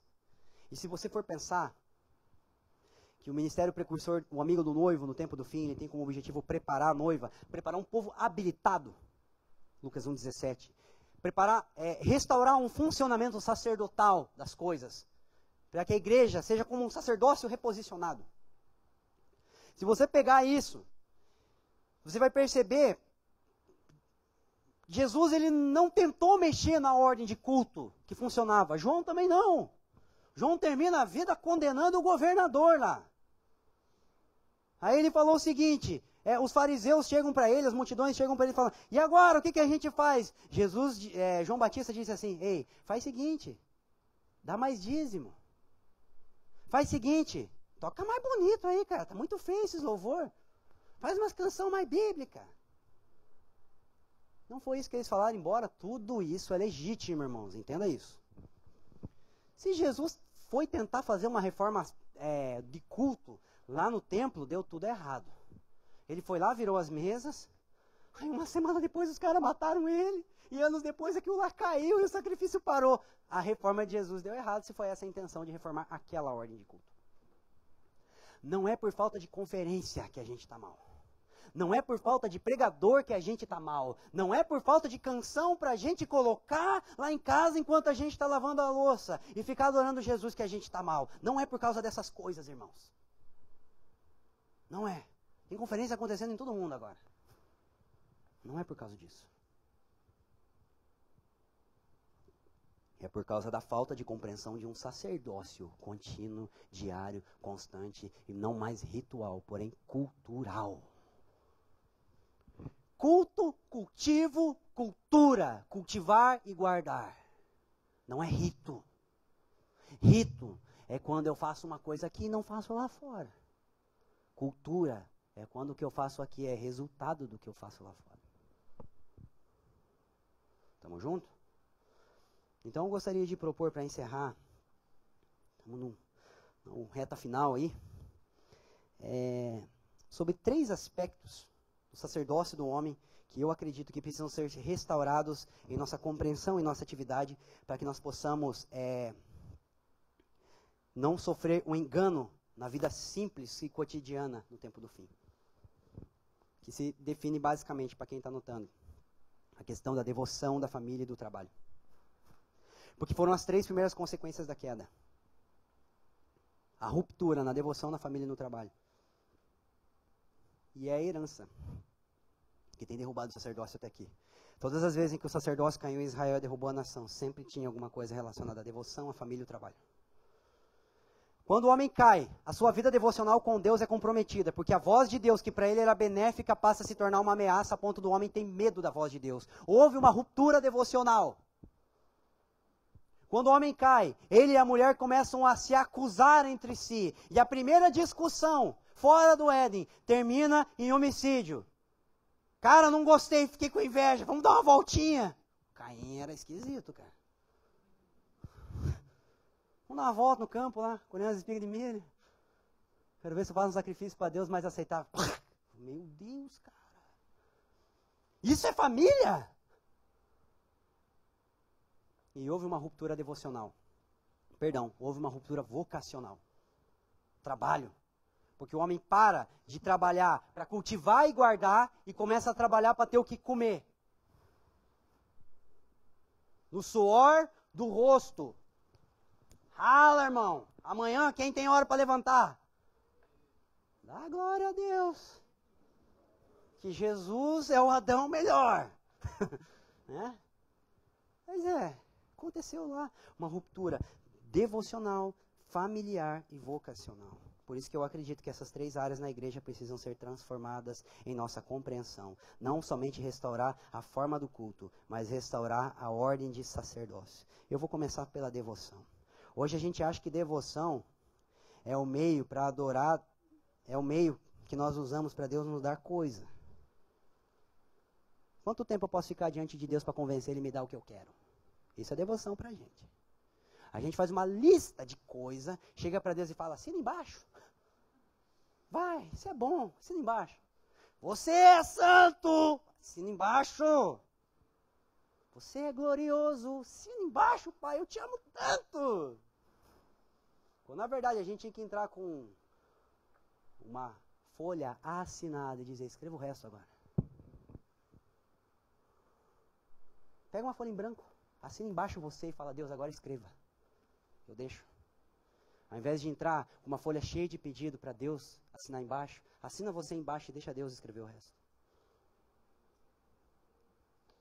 O único que dá coisa em troca de adoração é o diabo. Mateus capítulo 4. Eu vou te dar um monte de coisa se você me adorar. A única coisa que Deus dá em troca de adoração é glória. Quem aqui quer glória? É só isso que Ele tem para oferecer em troca de adoração. Te satisfaz? Eu lhes tenho transmitido a minha glória. Deus não tem mais nada para oferecer em troca de adoração além de glória. E glória é o que Ele é onde Ele está, é o que Ele representa. É a sua natureza, os seus atributos, o seu caráter incorruptível. Ele tem glória para oferecer em troca de devoção e nada mais. Porque Jesus disse em Mateus 26, aonde esse evangelho for lembrado, aonde a minha glória for lembrada, você também vai ser lembrada, porque eu vou te dar a minha glória. O que a gente ganha em troca de adoração? Ser lembrado com Ele para a eternidade. E aquela mulher não foi pedir nada. Aquela mulher chegou e falou assim, Jesus, está aqui tudo. Devoção não é quantas coroas eu posso ganhar se eu me prostrar. É quantas coroas eu tenho para lançar quando eu for me prostrar. Não podemos mais adorar Deus de forma pagã. Deus tem sido idolatrado por muitos de nós. Porque a gente tem tratado Deus como um ídolo. Um ídolo é diante da quem a gente se prostra para achar que Ele tem o direito de nos dar coisa. E oração não é convencer Deus do que eu quero. Oração é eu clamar até Deus me convencer do que Ele quer. Por isso que eu estou 5 anos numa sala de oração tentando ser convencido por Deus da minha identidade, da minha vocação, do meu propósito e da vontade dEle para a minha vida. Agora vamos lá. A gente acha que a gente tem que ter devoção para Deus para endireitar a nossa vida. Quando na verdade a gente deve ajustar a nossa vida, se preciso for, por causa da devoção a Deus. Eu não vou ter devoção a Deus para endireitar minha vida. Eu vou endireitar minha vida para adorá-lo na beleza da sua santidade.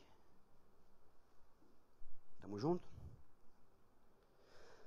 Aí a nossa falta de devoção denuncia o quanto a gente tem medo de ser discípulo de verdade. Porque Jesus prega salvação para os perdidos e perdição para os salvos.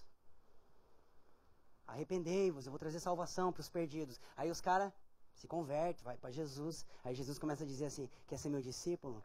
Perde a tua vida para achar. Se aquele que quiser vir após de mim, não perder a sua vida. Ele está falando de salvação ou de perdição aqui? Se você ainda precisa ouvir sobre salvação, você ainda não entrou num discipulado genuíno. Se perder a vida te ofende, a gente tem que pensar se a gente é discípulo. E o medo de perder a vida quando a gente está na devoção a Deus demonstra o quão não discípulo a gente é. Porque quando a gente for discípulo de verdade, Jesus, eu vou perder minha vida. Não sei o que eu tenho para te falar aqui, mas fale as coisas para mim, por favor, e compartilha comigo a tua glória, porque você me vence. Essa coroa aqui é nada, perto do que eu estou vendo. Você é digno, eu não sou nada, socorro. Ai de mim! Isso é devoção.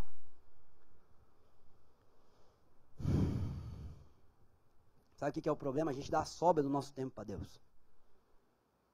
Quantas horas de oração, quantos dias de jejum, quanto tempo com a Escritura, o carro melhor, a casa melhor, a comida mais gostosa, o filme mais legal, o Facebook, o Instagram já tomou da nossa vida de devoção. Só que Deus quer saber o quanto que essa geração está disposta a perder de carro, de comida, de casa, de entretenimento. E em vez de sacrificar a devoção no altar das coisas, sacrificar as coisas no altar da devoção. Não deu tempo de orar hoje. Não deu tempo de comer hoje, porque eu estava orando. Não deu tempo de ler a Bíblia hoje. Não deu tempo de entrar no Facebook ou responder aquela mensagem no WhatsApp, porque eu estava meditando nas Escrituras, irmão. Se a devoção para nós é vital, a gente não vai conseguir viver sem ela. Se a gente ainda precisa fazer um cronograma para a devoção, é porque não é vital para nós. Quem aqui precisa fazer cronograma para comer, tomar banho no banheiro? Por que a gente não precisa fazer cronograma para essas coisas? Porque elas são vitais. Aquilo que é vital a gente faz por instinto. A gente só precisa forçar um tempo de devoção com Deus, porque ainda não é instintivo. Porque quando for natural e instintivo, a gente vai se pegar adorando Ele. Quando a gente vai se pegar, a gente está nas Escrituras, porque é vital. Tamo junto? Família. As nossas relações, família, sério, nossas relações estão cada vez mais homoafetivas. A gente fala tanto contra o homossexualismo, mas os nossos relacionamentos eles são muito gay, cara. Na boa. A gente está ficando muito homoafetivo. Porque o que é homo? É você ter afeição por aquele que é igual. O que é hétero? Você ter afeição por aquele que é diferente. A gente não suporta gente com linha escatológica diferente da gente. A gente não suporta gente com pensamento diferente da gente. Que ouve música diferente da gente. Que fala diferente da gente. A gente não consegue viver com gente que discorda da gente. Isso é ser gay. O fato da gente ser heterossexual não quer dizer que a gente não é homoafetivo. Porque se você só tem prazer quando você está sentado com uma pessoa que concorda com tudo que você fala, a sua afetividade ainda é homo. Romanos capítulo 1, o homem não dá glória a Deus, o homem atribui à criatura algo que ela não é, logo em seguida, ele perverte a relação com os seus diferentes. As mulheres infamaram o seu jeito de se relacionar entre si, ou seja, as relações héteros se tornaram pervertidas. O que isso quer dizer? Que eu até suporto alguém que é diferente, mas se essa diferença me beneficiar. Isso é uma relação pervertida. Logo em seguida, no capítulo 26 diz assim: por isso também os homens começaram a ter desejo mútuo entre si. Primeiro nível de perversão relacional. Você só tem prazer no diferente quando aquilo te dá benefício. Segundo nível de perversão relacional, você só tem prazer naquilo que é igual a você. E se nós temos dificuldade de se relacionar com pessoas diferentes de nós, nós estamos homoafetivos. Quando a gente tenta convencer a nossa mulher a pensar igual a gente, casa com um homem, pô. Ela vai entender a tua loucura. Meu marido não pensa igual a mim, então acha uma mulher que pensa igual a você. Vai, põe pra fora o que está reprimido aí, pô. Sai do guarda-roupa de uma vez, né? Já começa por aí as nossas relações familiares. Aí a gente enche os nossos filhos de coisa, achando que isso está trazendo amor para eles. O Facebook protesta contra a gente. Vamos lá. Geração 20 e 30 aí. Aí um monte de gente vai levantar. 20 e 30 anos, de 20 a 30. Tem umas postagens no Facebook que eu dou muita risada. Tá, 20 para mais. Todo mundo, né? Então, beleza. A galera tá ligada aqui, então.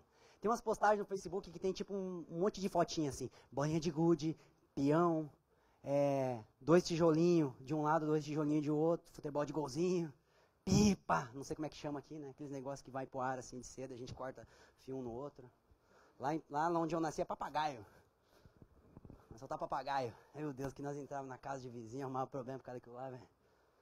Daí a gente posta embaixo os marmanjos. Aquele tempo era bom.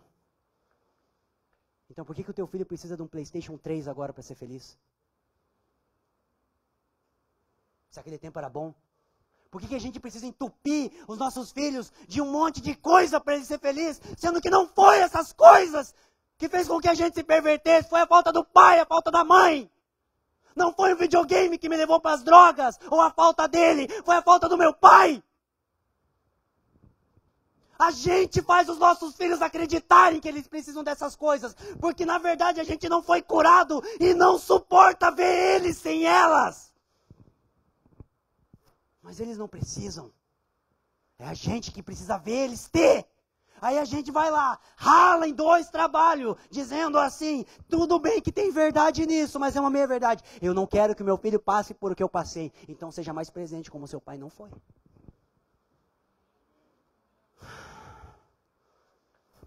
É isso que corrompe uma geração.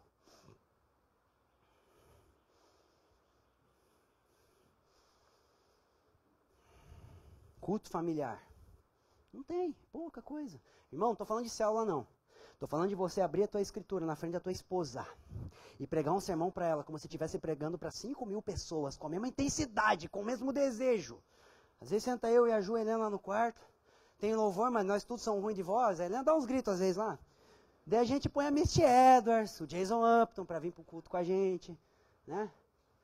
Aí eu prego, eu falo, senta.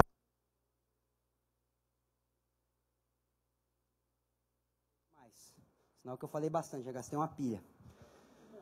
Já vou parar. Eu ponho as 2 ali e prego, que isso aqui que eu estou falando para vocês eu já preguei em casa, por isso que eu estou tranquilo. Bem sossegado. A gente só não levanta oferta no nosso culto. Isso aí a gente não faz. A gente quer receber a oportunidade aqui, quando a nossa esposa e nossos filhos estão pedindo para a gente aceitar a oportunidade que a gente tem em casa.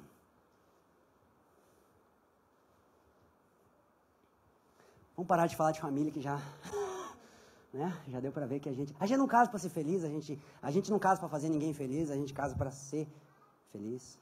Quando a gente olha uma mulher, a gente é solteira assim, nossa, ela louva bem, é boa de Bíblia, submissa a pastora dela, Deus dá ela para mim.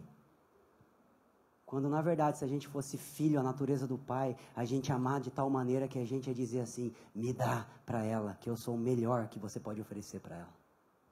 Porque Deus ama e dá. Ama de tal maneira que dá o seu filho.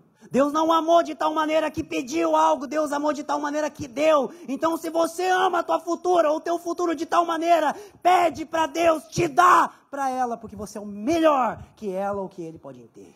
Isso é família, o resto é suprir carência. Trabalho. Vamos lá para o trabalho. O homem caído começou a trabalhar para ter o que comer, certo? Gênesis 3,17, do suor do rosto. E a gente vai levantar amanhã cedo para ganhar o pão nosso de cada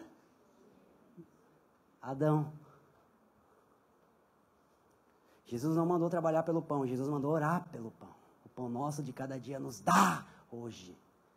Por que isso aí? Porque a gente não trabalha para ter o que comer. Se a gente ainda precisa trabalhar para ter o que comer, é porque a gente não entrou na realidade do novo sacerdócio. Por que o povo ficou 40 anos no deserto, recebendo maná? Porque Deus queria ensinar eles algo a respeito da provisão. O maná vinha às 6 da manhã ou às 6 da tarde? O maná vinha de manhã ou de tarde? Porque eles precisavam entender que o dia já estava ganho. Porque eles ficaram 400 anos no Egito para trabalhar, para colher a palha no fim do dia. Deus dá a provisão no começo do dia, para ensinar para uma nação. Vocês não trabalham por provisão, vocês são providos para trabalhar. O que Deus criou primeiro? Deus criou as comidas ou criou o homem? Deus criou a comida. Deus criou planta, Deus criou um monte de coisa gostosa, depois ele vai lá e cria o homem. Ele fala assim, está provido para você. Deus primeiro cria a provisão, depois cria o homem. Deus primeiro dá ao homem de comer, depois lhe dá o ofício. A comida vem em Gênesis 2, 13 e 14. O ofício vem em Gênesis 2, 15. De toda árvore comerá livremente. Deixa eu conferir aqui, ver se eu falei o verso certo. Se não, eu falei besteira. Peraí. Perdão. Vou consertar já. Tomou, pois, o Senhor Deus no jardim para cultivar e guardar. Gênesis 2, 15, certo? Gênesis 2, 16. Deus deixa o homem comer livremente. Gênesis 2:19. Agora está certo. Deus dá uma coisa para o homem fazer. Vai nomear os animais agora. Você já sabe o que tem que comer, já sabe o que não pode comer. Agora vai trabalhar. E a gente faz o contrário. A gente vai trabalhar pensando no que a gente vai comer no fim do dia. Pensando no que a gente vai comprar no fim do mês. Quando na verdade Deus nos dá a provisão para a gente entender aonde a gente precisa trabalhar. Porque o conceito de trabalho, na forma sacerdotal, antes da queda, e na forma sacerdotal de Jesus, é diferente do nosso. A gente não trabalha mais para ter o que comer. O que era trabalho no Éden? Deus deu nome até o 5º dia, certo? Criou Deus tal coisa e chamou. Criou Deus outra tal coisa e chamou luz, chamou dia, chamou noite, chamou lua, chamou sol. Aí é como se Deus... Acabou a criatividade dele, quando ele olhou aquele negócio de pescoço grande, com a juba, aí acabou minha criatividade, então vou fazer o seguinte, vou criar alguém, e vou ver se ele é mais criativo que eu, e vou dar uma coisa para o homem fazer, me ajudar, né? Foi isso. Então por que Deus dá esse ofício do homem, dá nome aos animais? Ele dá ofício do homem nomear a criação, porque o homem precisava entender que trabalho é dar continuidade ao que o pai está fazendo. Eu nomeei até aqui, agora filho, é contigo. Na hora de escolher uma faculdade, a gente conseguiu ver o que Deus fez até ali e o que a gente vai continuar fazendo, ou a gente olha a oportunidade de salário maior? Eu não estou dizendo que é para largar emprego, eu não estou dizendo que não é para buscar um cargo melhor, eu não estou dizendo que não é para se envolver na sociedade, não é isso. Eu estou dizendo que nos move é o cargo melhor, ou entender, Deus, eu te vi sendo um médico aqui, ressuscitando os mortos, curando os enfermos, por isso eu escolhi medicina. Eu te vi julgando a causa do órfão e da viúva aqui, por isso que eu vou escolher direito, Deus. É bem diferente. Jesus disse assim, eu só faço o que eu vejo o meu pai fazer. É bem diferente, irmão. Mateus 6, Jesus disse algo, busca o reino e a justiça, porque a criação serve quem serve a Deus. Fica tranquilo, não vai faltar o que comer, não vai faltar o que vestir, porque a criação serve quem serve a Deus. A criação para de servir o homem quando o homem para de servir a Deus. Se a gente tem dúvida se a criação vai nos servir ou não, é porque a gente tem dúvida se a gente serve Deus ou não. Porque se a gente tiver certeza, convicção de que a gente serve a Deus, a gente tem que ter certeza e convicção de que a criação serve quem serve a Deus.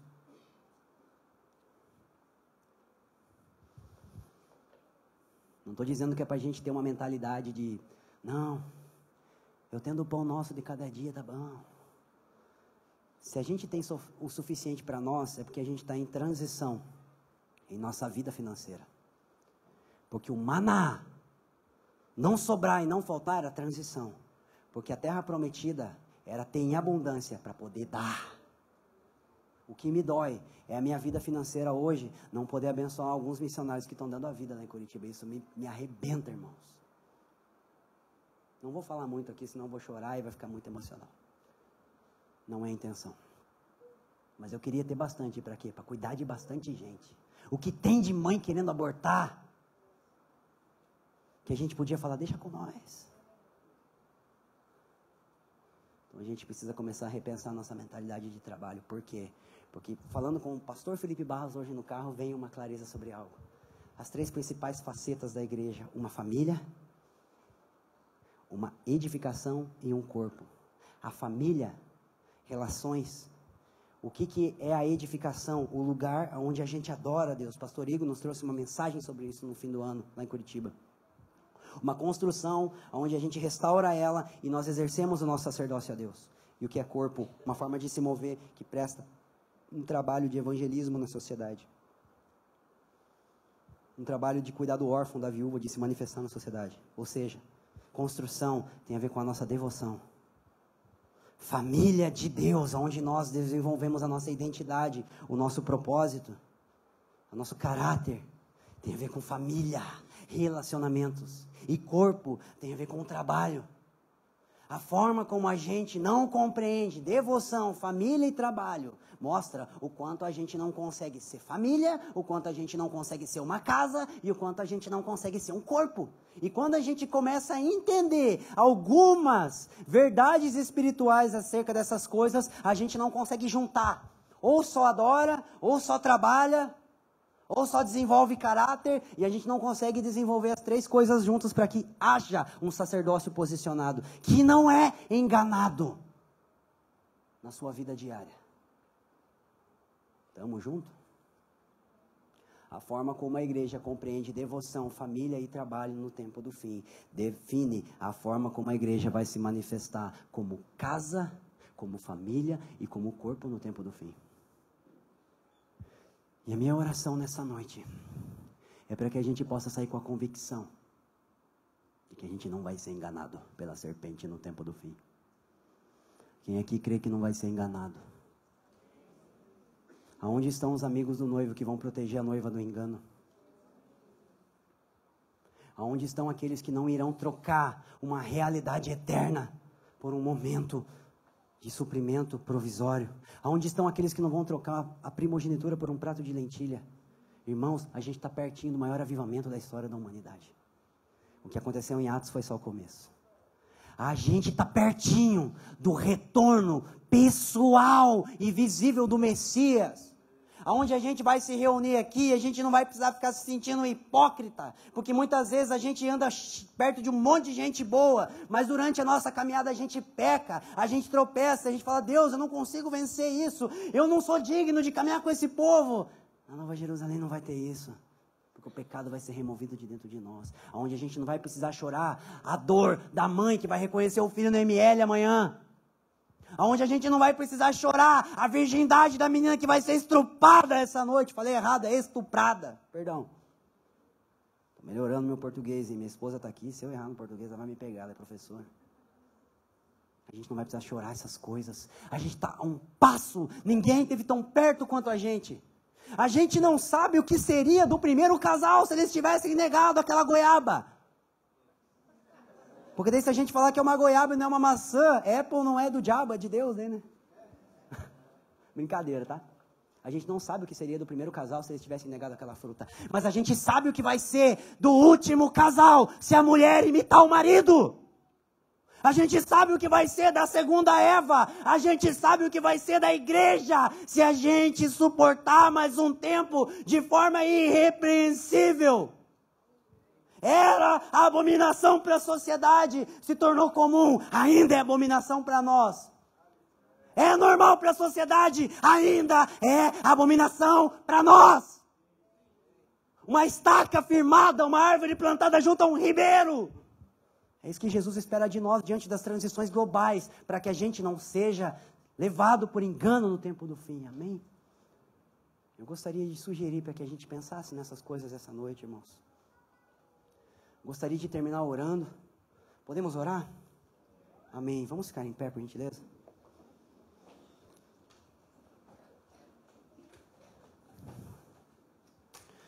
Senhor, eu tenho uma palavra para pedir para nós nessa noite. E eu gostaria de agradecer primeiramente, Pai, porque nós perseveramos na sua doutrina. Pai, obrigado porque nós permanecemos aqui, Senhor. Pai, em nome de Jesus, traga sanidade nas nossas doutrinas sendo ouvidas por nós, Pai. Na sua doutrina, Senhor, traga sanidade, traga sobriedade, Senhor. Pai, os dias são maus, mas nós não vamos dormir na luz, Deus. Pai, os dias são maus, mas você vai nos guardar, Senhor. Pai, o engano no tempo do fim está crescendo, e a minha oração nessa noite é para que você nos batize com o Espírito da verdade, Senhor. Pai, Espírito da verdade sobre a nossa mente, sobre o nosso coração. Espírito da verdade sobre a nossa motivação. Espírito da verdade sobre a nossa compreensão, sobre a forma como nós vemos as coisas. Espírito da verdade para que nenhuma pessoa aqui que quer te servir, Senhor, para que as pessoas que estão aqui até essa hora da noite vão acordar cedo amanhã e são tão sinceras, Pai. Pai, Espírito da verdade para que essas pessoas não sejam enganadas no dia a dia, Senhor. Pai, não é o quanto a gente entende com profundidade de teologia ou dessas coisas, Senhor, mas é o quanto o Teu Espírito da verdade nos possui, Senhor. Por isso a minha oração é para que do mais simples até o mais intelectual, você nos traga Espírito da verdade, Senhor. Pai, sonda o nosso coração, você sabe que nós queremos te servir melhor, você sabe que nós queremos nos tornar pessoas melhor, Senhor. Você sabe, Deus, que a gente quer permanecer firme no tempo do fim, por isso nos guarde do engano, Senhor. Pai, Eva não tinha Adão ali para interromper aquela conversa, Senhor, dela com a serpente, mas nós temos o nosso noivo muito perto de nós, que é Jesus Cristo, Senhor. Ele disse que estaria conosco desde a consumação dos séculos, por isso nós invocamos o Espírito de Cristo, nos protegendo de todo engano no tempo do fim, Senhor. Pai, nós te invocamos como a rocha inabalável, Senhor, a rocha que não se move com os ventos, a rocha que não se move com as muitas águas.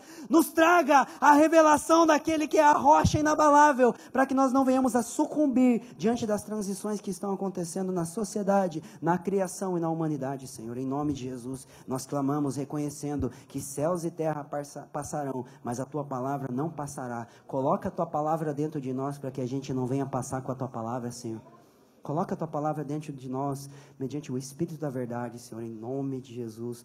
Nós te louvamos, nós te agradecemos pela inspiração das Escrituras, pela presença do Teu Espírito que está nos guiando e que não vai deixar com que a gente venha ficar sem instrução de como caminhar no tempo do fim, Pai. Nós te amamos, nós te louvamos, Deus, e nós te agradecemos por Sua paciência e Sua longanimidade conosco, em nome de Jesus, Deus. Amém.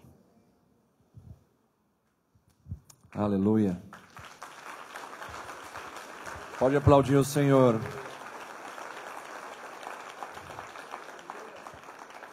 Precisamos nos fundamentar na verdade, e para se fundamentar na verdade nós precisamos praticar a verdade, para que do intelecto ela venha para as nossas mãos e se torne um estilo de vida, encarne em nosso ser.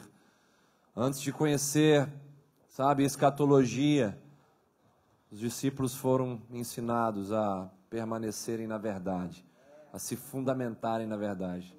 Talvez você tenha curiosidade de saber tantas coisas do tempo do fim, mas o que o Pai quer que você saiba é que você deve encarnar a verdade, se fundamentar nela, praticar ela, viver sobre ela. Amém, queridos? A presença de vocês até esse horário aqui me encoraja muito. Isso para mim fala de sede, isso para mim fala de fome, isso para mim fala de desejo de ter mais de Deus. Isso fala para mim a respeito de você trocar algumas coisas pelas coisas sublimes. Trocar o descanso pela glória de Deus. Trocar, o lazer pela semelhança de Cristo Jesus. É isso que nós precisamos fazer. É disso que se trata essa conferência.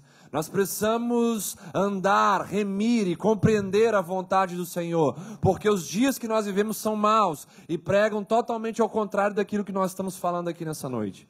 Amanhã às 20 horas nós estaremos juntos aqui novamente, se assim o Pai permitir. Nós teremos aqui também amanhã conosco o Jorge Missional, o Leandro chega amanhã também, Dan e o pessoal da Juntos vão estar ministrando também aqui nessa conferência. Quero agradecer mais uma vez ao Felipe por ter vindo, por ter trazido sua família. Tenham comunhão com a família do Felipe. A Sabrina e as meninas estão aqui também, as filhas do pastor Paulo, da Sabrina, é a Amanda e a Alice. São lindas essas crianças, conheçam também. Nós precisamos ser uma família de relacionamento, E alguém certa vez disse que relacionamento é você relar um no outro, você abraçar. Então, nós vamos praticar isso também, amém? Que o Senhor te abençoe, que o Senhor te guarde, que o Senhor faça resplandecer sobre a sua vida a luz da face de Jesus e te dê a paz não apenas hoje, mas também para todos sempre, sempre. Amém e amém. Dá um abraço quem está do seu lado. Amanhã às 20, sábado às 17, às 19h30, domingo 9 e 18h30 são os nossos horários das próximas sessões.